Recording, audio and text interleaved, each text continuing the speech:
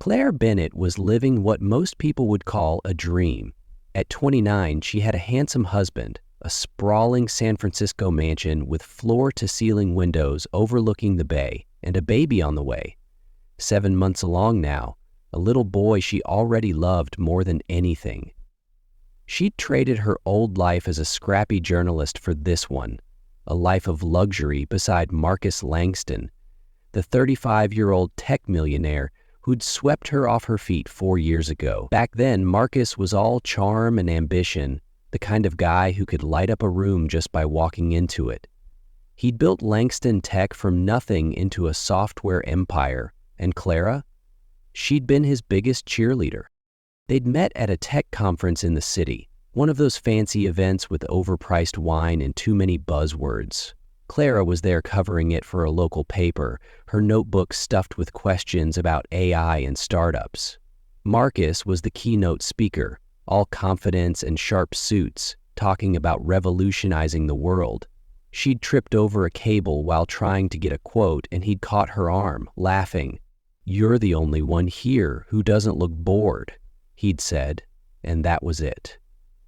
The start of something she thought would last forever. Coffee dates turned into late-night talks, then a whirlwind romance that ended with him proposing on a yacht as the sun dipped below the horizon, painting the ocean gold. She said yes without a second thought. Marriage came fast, a glitzy affair with tech moguls and venture capitalists toasting their future. Clara gave up her reporting gig not because Marcus asked, but because she wanted to be there for him, to build a life together.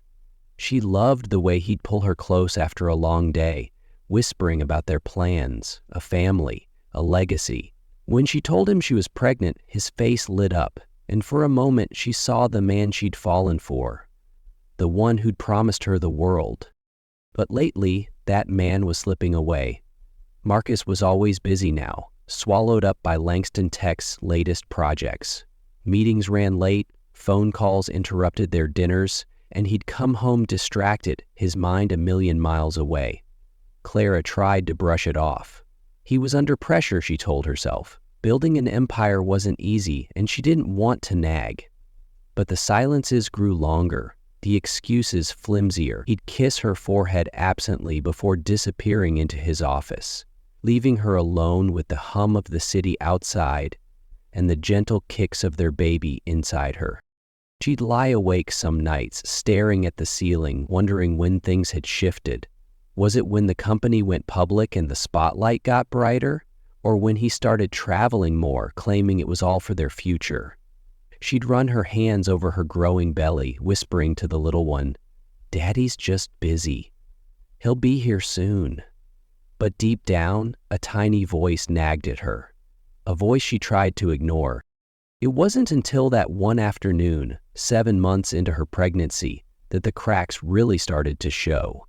Clara was in the kitchen, chopping vegetables for a dinner she hoped Marcus might actually stay for, when a sharp pain twisted through her stomach.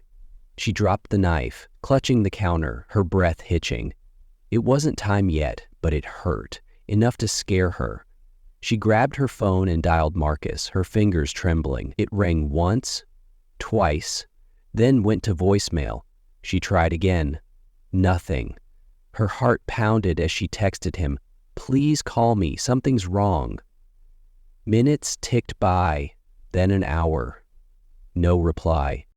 That's when her phone buzzed, not from Marcus, but from her best friend Sophie Carter. It was a photo, blurry but unmistakable. Marcus at a swanky restaurant downtown, laughing across a candlelit table from a woman Clara didn't recognize. The caption read, "Guess who I just saw?" Clara's stomach dropped. The pain flared again, but this time it wasn't just her body aching, it was her heart. Clara couldn't stop staring at that photo Sophie had sent. It was like a punch to the gut, the kind that leaves you winded and wondering how you didn't see it coming. There was Marcus, her Marcus, leaning across a table at La Belle Vie, one of those over-the-top San Francisco spots where a glass of wine costs more than her old weekly grocery budget. He was smiling, that easy, charming smile she used to think was just for her. and across from him sat a woman she didn't know. She had sleek dark hair, a sharp jawline, and a dress that screamed money. Clara zoomed in, her thumb shaky on the screen. The woman's hand rested on Marcus's arm, casual but too familiar. Too close. Her phone buzzed again. Sophie this time, texting. "Clara, you okay? I didn't mean to freak you out. It's probably nothing." Probably nothing. Clara wanted to believe that, wanted to laugh it off and chalk it up to some boring business dinner, but the pain in her belly was still there, a dull ache now, and Marcus still hadn't called back. She sank onto the couch, one hand on her stomach, the other clutching the phone like it might explain everything if she just squeezed hard enough. She thought back to how it all started, those golden days when Marcus was hers and the world felt wide open. 4 years ago, she'd been a journalist with ink-stained fingers and a beat-up laptop, chasing stories about startups and dreamers. Marcus was one of those dreamers, a guy with big ideas and bigger drive. After that conference where they met, he tracked her down at the coffee stand, insisting she let him buy her a latte. "You owe me an interview now," he'd teased, and she'd laughed, charmed by his confidence. They'd talked for hours that day, about his plans for Langston Tech, her love for digging up the truth, and everything in between.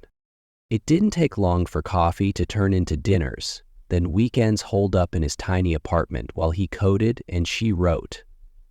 He'd read her drafts sometimes, his head on her shoulder, murmuring, "You're gonna win a Pulitzer someday." She'd blush and shove him playfully, but she believed in him too. When Langston Tech took off, some genius software that made businesses run smoother, Clara was right there, cheering him on. She didn't mind ditching her job when they got married. She wanted to be his partner, his rock, especially after that sunset proposal on the yacht. "You and me, Clara," he'd said, slipping the ring on her finger. "We're unstoppable." For a while, they were. The money rolled in, the mansion came next, and Clara threw herself into making it a home. She'd paint walls while Marcus tinkered with prototypes in the garage, and they'd collapse on the couch together, dreaming about kids and a future where they'd never have to worry. When she told him about the baby, he'd scooped her up, spinning her around until she giggled. "A little us," he'd said, kissing her forehead. She'd felt so safe then, so sure. But success changed him, or maybe it just showed who he'd always been. The late nights started creeping in, the excuses piling up. "Big meeting tomorrow, babe," he'd say, or "gotta fly to LA, investor stuff." She'd nod, swallowing the loneliness, telling herself it was temporary. He'd bring her gifts to make up for it, a necklace from Paris, a scarf from Milan, and she'd smile, pretending it was enough. But the calls got shorter, the texts colder. She'd catch him staring at his phone with a look she didn't recognize, and when she asked, he'd shrug. "Just work." Now, sitting there with Sophie's photo burning a hole in her brain, Clara couldn't pretend anymore. She dialed him again, straight to voicemail. Her fingers hovered over Sophie's number, and before she could overthink it, she hit call. Sophie picked up on the first ring. "Clara, oh my God, are you all right? I shouldn't have sent that. No, I'm glad you did," Clara cut in, her voice steadier than she felt. "Who was he with? Did you see her?" Sophie hesitated. "I didn't get a good look, but she's young, maybe late 20s. Fancy, like she belongs in his world. They seemed cozy." "I'm so sorry." "Cozy." The word stuck in Clara's throat like a splinter. "He's not answering me," she said, quieter now. "I was in pain earlier, Soph. I needed him, and he's..." Sophie's voice softened. "Listen, don't jump to conclusions yet, but you've gotta trust your gut. You've been too good to him, Clara. If he's screwing around, you deserve to know." Clara nodded, even though Sophie couldn't see her. "Yeah, I do." She hung up, her mind racing. She pulled up the photo again, studying every pixel. The woman's laugh. Marcus's relaxed posture. It wasn't a meeting. It was a date. And the worst part? She'd seen that look on his face before, years ago, when he'd looked at her across a crowded room. The pain in her stomach flared again, a reminder of what was at stake. She pressed a hand to her belly, whispering, "We're okay, little guy. We'll figure this out." But as the night stretched on and Marcus stayed silent, Clara felt something shift inside her. It wasn't just hurt anymore. It was anger, quiet but growing, like a storm brewing on the horizon. Clara couldn't sleep that night. The photo Sophie sent kept flashing in her mind. Marcus laughing with that woman, his hand brushing hers while Clara sat alone, scared and ignored. By morning, the pain in her stomach had dulled to a faint ache, but the hurt in her chest, that was sharper than ever. She dragged herself to the kitchen, made a cup of tea she barely touched, and stared out at the San Francisco fog rolling over the bay. She'd always loved this view, but now it just felt cold, like everything else in her life. Marcus didn't come home until noon. She heard the front door click open, his footsteps heavy on the hardwood. He walked in, tie loosened, looking like he'd barely slept, probably from a late night of work. "Hey," he said, tossing his keys on the counter. "You okay? You look rough." "Rough?" She almost laughed. "I called you yesterday," she said, keeping her voice even. "A lot. Where were you?" He shrugged, grabbing a water bottle from the fridge. "Meetings ran late, phone died. You know how it is." "No, Marcus, I don't." She stood up, crossing her arms over her belly. "I was in pain. I thought something was wrong with the baby." "And you couldn't even pick up?" His face softened for a split second. Guilt, maybe, but then he waved it off. "You're fine now, right?" "I'm sorry, Clara, but I can't be on call 24/7. Langston Tex at a tipping point. I've got investors breathing down my neck." She swallowed hard, the photo burning a hole in her pocket. "Were you with her?" The words slipped out before she could stop them. He froze, water halfway to his mouth. "Who?" "Don't play dumb. The woman from La Belle Vie, Sophie saw you." She pulled out her phone, shoved the picture in his face. "This doesn't look like a meeting." Marcus barely glanced at it. "That's Vanessa Cole. She's with a marketing firm we're partnering with. It was a dinner with clients, Clara. You're overreacting." "Overreacting?" Her voice cracked. "You ignored me while I was scared out of my mind, and you're laughing with her over steak and wine? That's not overreacting. That's me wondering what the hell's going on with my husband." He sighed, rubbing his temples like she was the exhausting one. "Look, I get it. You're hormonal, you're stressed. But I'm not doing anything wrong. Vanessa's just business. Trust me, okay?" "Trust him," she wanted to scream. Instead, she turned away, tears stinging her eyes. He didn't even try to follow her as she walked upstairs. That night, she smelled it. Faint, floral, expensive. Not her perfume. It was on his jacket, the one slung over the chair. Her stomach twisted. Trust him? Not a chance. The next day, Clara called Sophie again. "I need help," she said, voice low. "I think he's lying. I need to know for sure." Sophie didn't hesitate. "I know a guy. James Riley, used to be a cop, now he's a PI. He's discreet and he's good. You want me to set it up?" "Yeah," Clara said, barely above a whisper. "Please." James met her 2 days later at a quiet cafe across town. He was in his 40s, gruff but kind, with a notepad and a no-nonsense vibe. "Tell me what you're looking for," he said over black coffee. She spilled it all. The missed calls, the photo, the perfume. "I just need the truth. For me and my baby." He nodded. "I'll tail him. Give me a week. If there's something, I'll find it." That week was torture. Clara kept up the act at home, cooking dinner, smiling thinly when Marcus breezed in and out. but every time he left, her heart raced, wondering where he was going. She'd catch him texting late at night, smirking at his phone, then locking it when she got close. Once, she saw a notification flash, "Vanessa, see you soon," before he swiped it away. Then James called.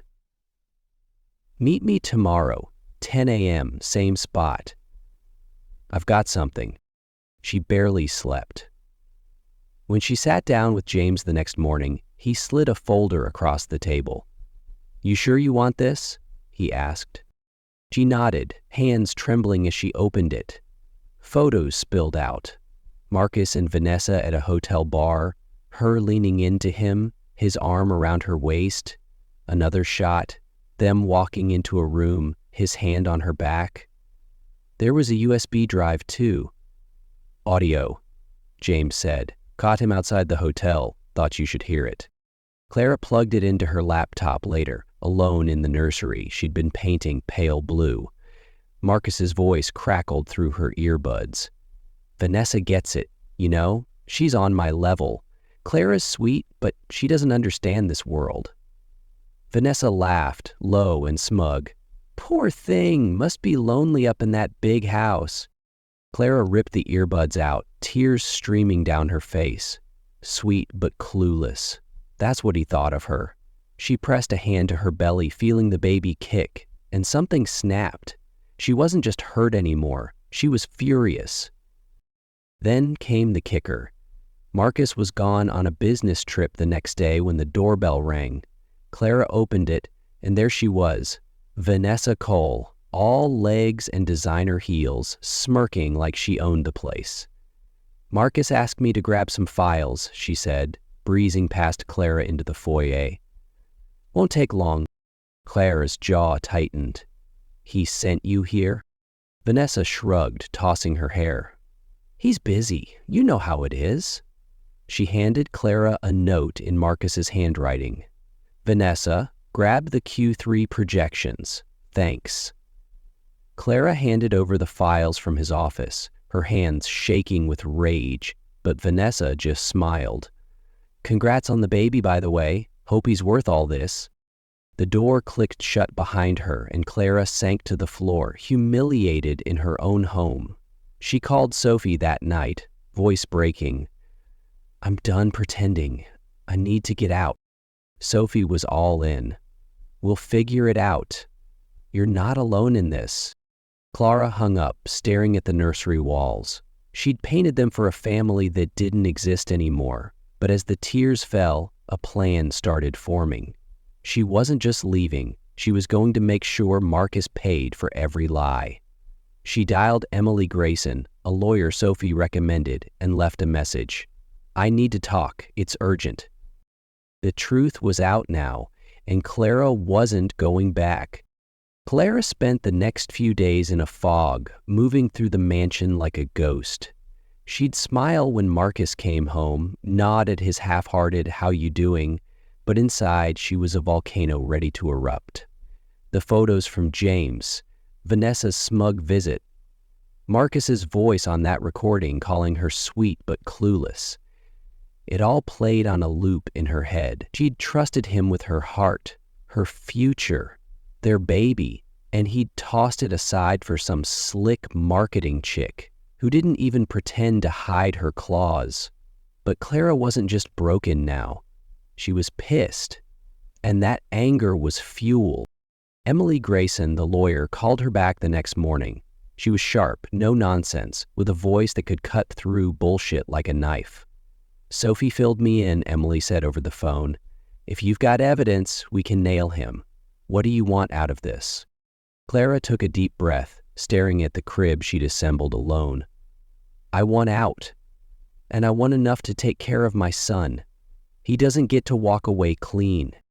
"Smart girl," Emily replied. "Send me what you've got.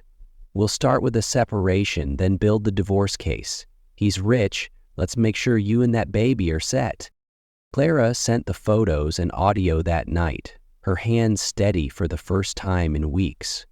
She wasn't just fighting for herself anymore. She was fighting for the little boy kicking inside her, the one who deserved better than a father who couldn't even pick up the phone. But Marcus wasn't going to make it easy. He had one last card to play. Friday rolled around, and Marcus breezed into the kitchen, all charm and fake cheer. "Big charity gala tomorrow night," he said, pouring coffee like nothing was wrong. "I'm speaking. Need you there, babe. Looks good for us." Clara stared at him, her mug trembling in her hands. "Us? You mean you?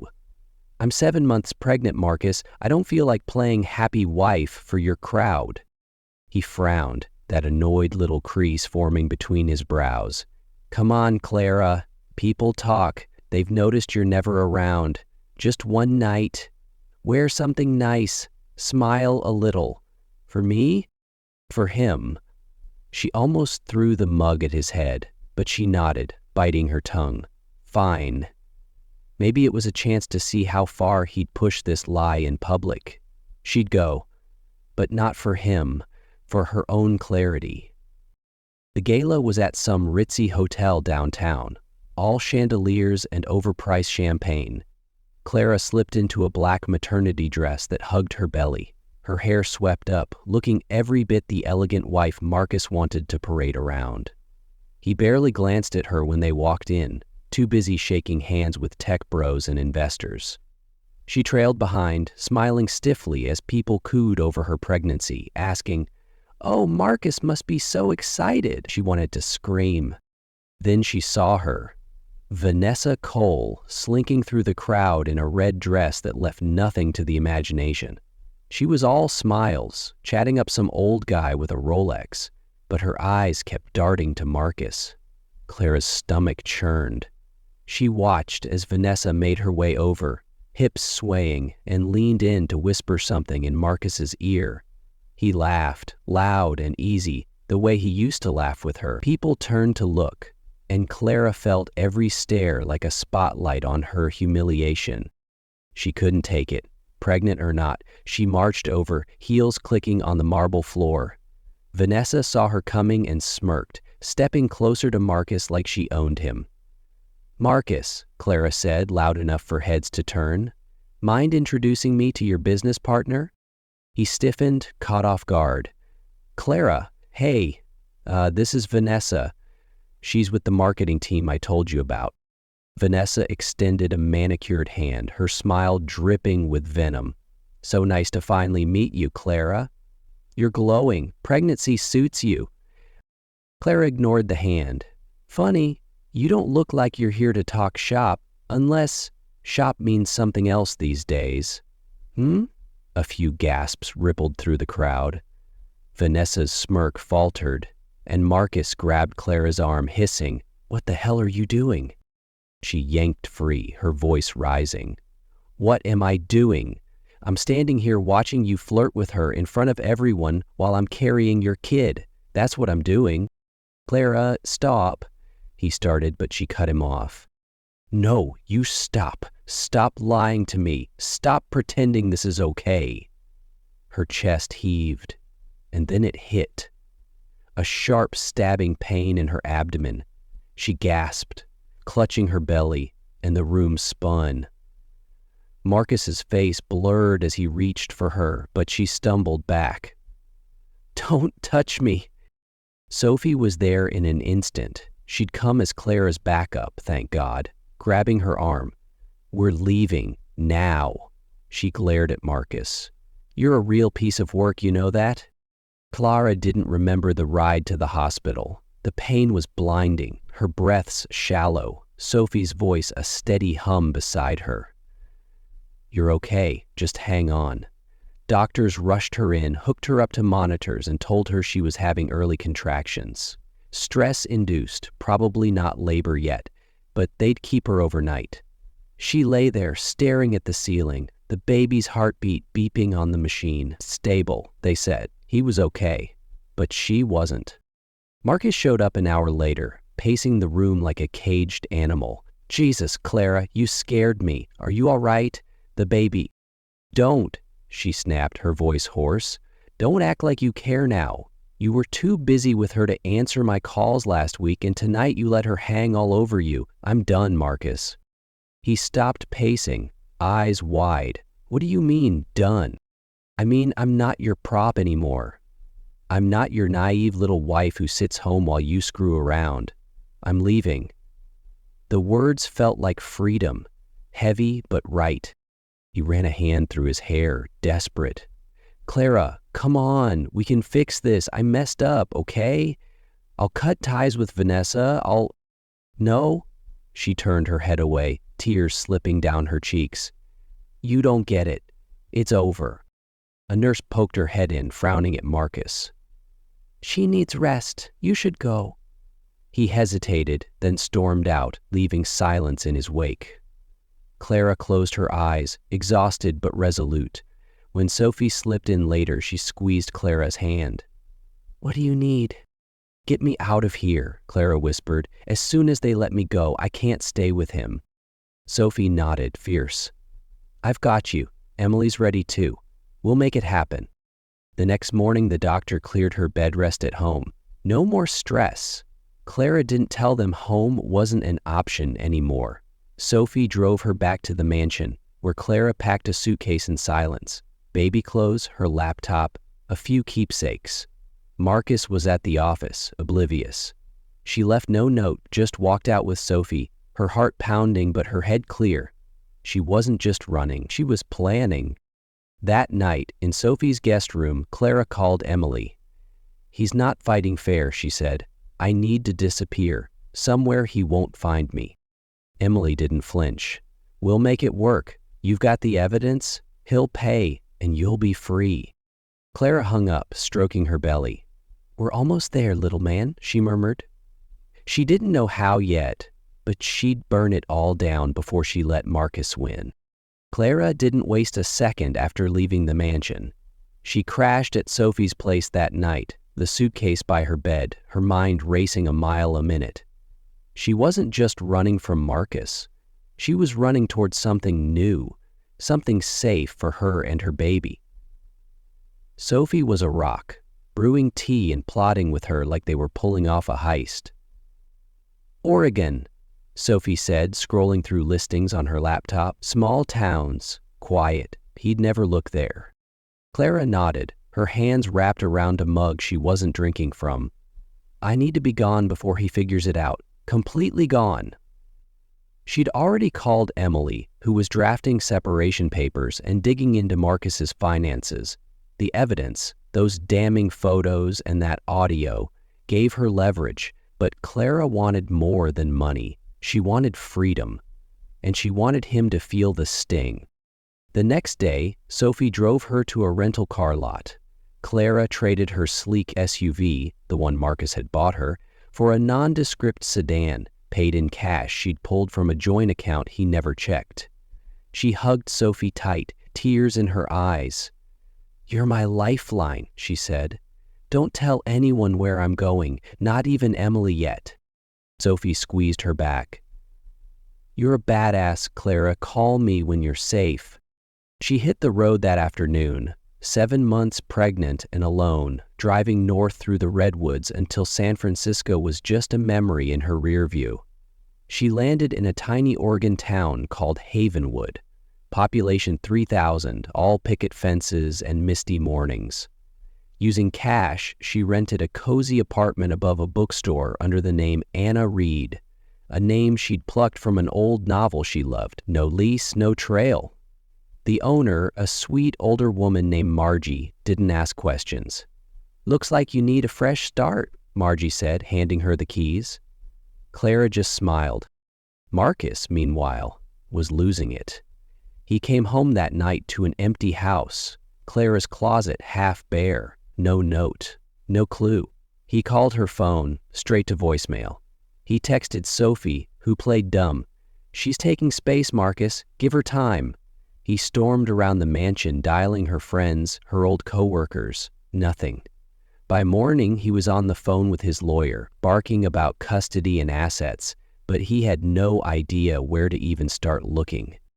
Clara settled into Havenwood fast. She dyed her blonde hair a soft brown, wore loose sweaters to blend in, and kept her head down. The baby was due soon, and she spent her days nesting, buying secondhand furniture, stacking tiny onesies, writing in a journal under her new name. She told Margie she was a widow, a story that earned her sympathy and no follow-ups. But she wasn't just hiding, she was planning. Emily sent updates through a burner phone Sophie had given her. Marcus was stalling on the separation, claiming Clara was unstable. Emily laughed over the line. "He's got nothing. We'll bury him when you're ready." Then came the twist. Something Clara didn't see coming until it landed in her lap. She'd been digging through her old laptop one night, transferring files to a new drive, when she found it. A hidden app Marcus had installed months ago, buried in her phone's settings. A tracker. He'd been watching her every move, where she shopped, where she ate, even that cafe meeting with James. Her blood ran cold. All this time, he'd had eyes on her and she hadn't known. But then it hit her. He didn't know she'd ditched that phone at Sophie's place. He thought she was still in San Francisco. She called Sophie, voice shaking. "He's been tracking me. The whole time, check my old phone. See where he thinks I am." Sophie found it in her drawer, powered it on, and laughed. "He's pinging it right now. Thinks you're at my place." "What do you want me to do?" Clara's mind raced. "Take it somewhere. Throw him off." Sophie grinned through the phone. "On it." The next day, Sophie drove the phone to a bus station in Oakland, left it in a locker, and texted Clara, "He'll think you're on the move. Buy yourself time." Clara exhaled, a slow smile spreading. Marcus wasn't just losing her. He was chasing a ghost. Weeks later, she gave birth in a small Havenwood hospital. A boy, Ethan, 7 pounds of perfection with Marcus's eyes and her stubborn chin. She held him close, tears dripping onto his tiny head, whispering, "It's just us now, buddy. We made it." Sophie came up for the weekend, smuggling diapers and a bottle of wine, and they toasted to new beginnings. Emily called too. "Papers are ready whenever you are. He's scrambling." Words out about Vanessa. People are talking. That was the other blow. Clara had one last card up her sleeve. Under the name Anna Reed, she'd written an anonymous exposé. Nothing traceable, just enough details about a tech mogul's affair to light a match. She sent it to her old editor at the paper, who ran it online. The story spread like wildfire. Speculation pinned it on Marcus, and his pristine image cracked. Investors pulled back, Vanessa distanced herself, and he was left spinning, trying to save Langston Tech while his personal life imploded. Clara didn't stop there. She used the tracker trick to her advantage, asking Sophie to bounce the phone around. Sacramento one day, Portland the next. Marcus hired a PI, but every lead was a dead end. She heard through Emily he'd even gone to New York, chasing a fake tip Sophie planted at a Greyhound station. He was unraveling, and she was invisible. In Havenwood, Clara, now Anna, started writing again, freelance stuff, short stories, anything to pay the bills. She'd sit in the bookstore downstairs, Ethan in a sling against her chest, typing away while Margie cooed over him. She wasn't rich, but she was free. Emily finalized the separation remotely, using the evidence to secure a hefty settlement Marcus couldn't fight, not with his reputation in tatters. He'd get visitation rights someday, maybe, but Clara would decide when and how. One night, months later, she got a call from a blocked number. She answered, heart pounding. It was Marcus, voice rough. "Clara, where are you? We need to talk." "I'm sorry, okay? I screwed up." She stayed silent for a beat, then said, "You don't get to find me. You lost that right." She hung up, hands trembling but steady. He'd never know about Havenwood, about Ethan's first smile, about the life she'd built from the ashes he left behind. Clara looked out her window at the Oregon rain, Ethan asleep in her arms. She'd vanished, all right, not just from Marcus, but from the woman she used to be. And in that vanishing, she'd found herself. Clara, Now Anna, Reed stood on the tiny balcony of her Havenwood apartment, a mug of coffee warming her hands as the morning mist curled over the Oregon pines. Ethan was napping inside, his soft breaths a quiet rhythm she'd grown to love more than anything. It had been 6 months since she'd hung up on Marcus, 6 months since she'd claimed her life back. The chaos of San Francisco felt like another lifetime, a story that belonged to someone else. She'd built something here, something small but hers.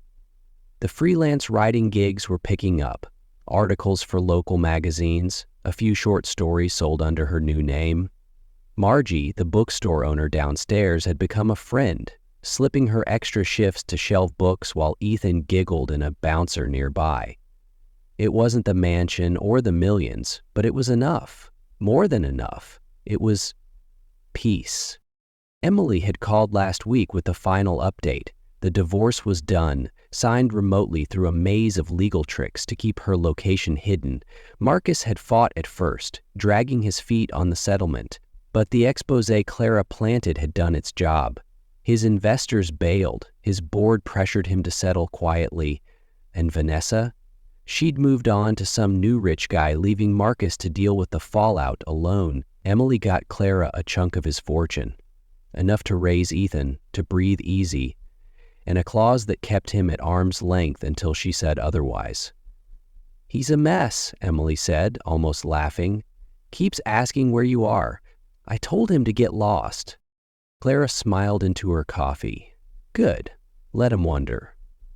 She'd heard through Sophie he'd shown up at the hospital once, right after Ethan was born, begging the staff for info. They'd turned him away. No record of a Clara Bennett, just an Anna Reed he'd never connect the dots to. The tracker trick had sealed it. He was still chasing shadows, last seen in Seattle thanks to Sophie's latest fake-out. She stepped back inside, setting the mug down and leaning over Ethan's crib.